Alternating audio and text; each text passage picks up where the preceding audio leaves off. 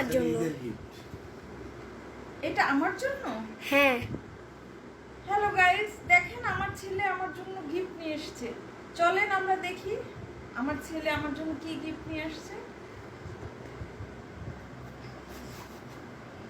এই দেখেন মোবাইলের বক্স, এটা খুললাম, এর ভিতরে কি আছে তাই দেখি।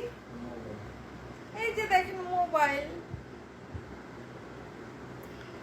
এই দেখেন ও নিজে তৈরি করেছে মোবাইল, দেখছেন মোবাইল আছে, এই যে মোবাইল। তারপরে মোবাইলের ভিতরে দেখেন খালি বক্সের মধ্যে শুধু আছে হেডফোন, আর কিছু নাই। দেখলেন আমার ছেলে আমার সাথে কি মজা করলো, আমি কিন্তু অনেক রাগ করেছি। দেখেন মনটাই নষ্ট হয়ে